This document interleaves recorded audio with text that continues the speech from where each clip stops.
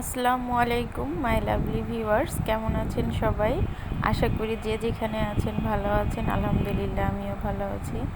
আবারও আপনাদের মাঝে নতুন একটি ব্লগ নিয়ে চলে আসলাম, আর বৃষ্টিময় দিন সাথে। তো এটা ছিল সকালবেলা, গতকালকে রাতে অনেক বৃষ্টি হয়েছে।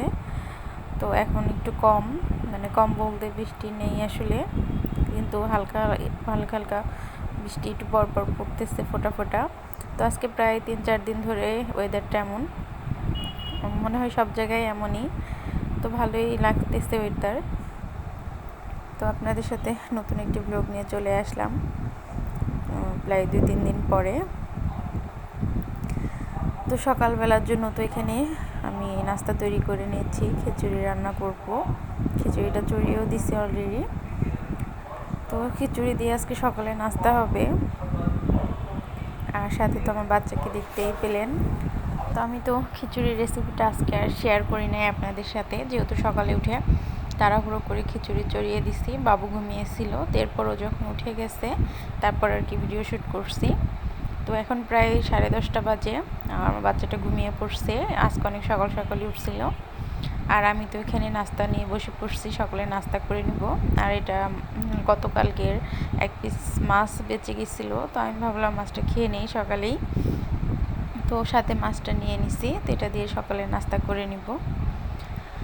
তো এরপর তো এটা দুপুরবেলার ভিডিও আর কি। তো আমার বাচ্চা যে ঘুম থেকে উঠে খেলা করতেছে, ওকে এখনও গোসল করাই নাই। তো আমি রুমটা গুছিয়ে নিছি সুন্দর করে। আর ও ঘুম থেকে ওঠার পর যে সব খেলনা নিয়ে বসে খেলাধুলা করতেছে, আর আমি সেটা একটু ভিডিও করে নিচ্ছি আর আপনাদের সাথে শেয়ার করতেছি আর কি। আর এটাই আমার কন্টেন্ট, এগুলোই আপনাদের সাথে শেয়ার করার, এর বাহিরের আমার কাছে শেয়ার করার মতো কিছু নেই। সারাদিন আমি যা করি সেটাই শেয়ার করি আপনাদের সাথে। তো এটা ছিল ওকে গোসল করানোর পরের ভিডিও। ওকে গোসল টোসল করিয়ে রেডি করিয়ে আমি রান্নাঘরে চলে আসছি। আর এটা হলো অলরেডি রান্না আমি অর্ধেক করে নিছি। এখানে ডাল চচ্চড়ি প্রায় হয়ে আসছে, চড়িয়ে দিছিলাম, ভাতও হয়ে গেছে।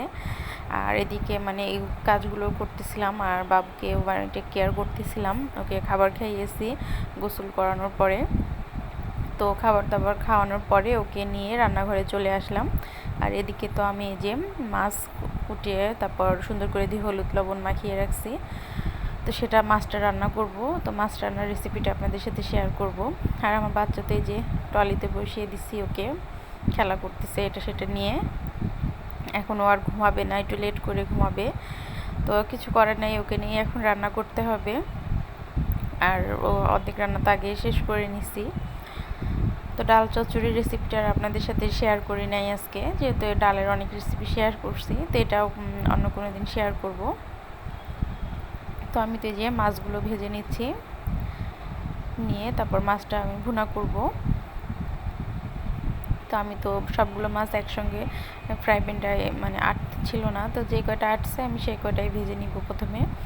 তো এই যে কয়টা আটবে এইভাবে করে করে সবগুলো মাছ আমি ভেজে নিব।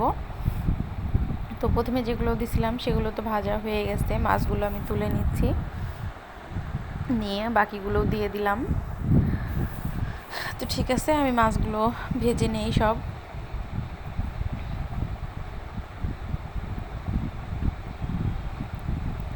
তো এদিকে মাছটা ভাজতেছি, আর পাশে তো আমার বাচ্চাকে নিয়ে বসে আছি।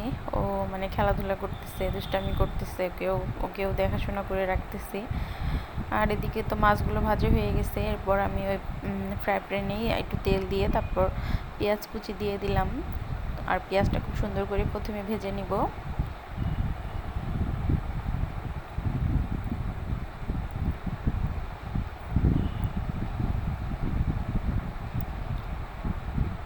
ঠিক আছে, আমি পেঁয়াজটা ভেজে নেই। পেঁয়াজটা খুব সুন্দর করে ভেজে নিয়ে তারপর পানি অ্যাড করে বাকি মশলাগুলো দিব আর কি। তো এদিকে তো আমার পেঁয়াজ ভাজা হয়ে গেছে সুন্দর করে। তো এখন আমি এটাতে একটু পানি অ্যাড করে দিব।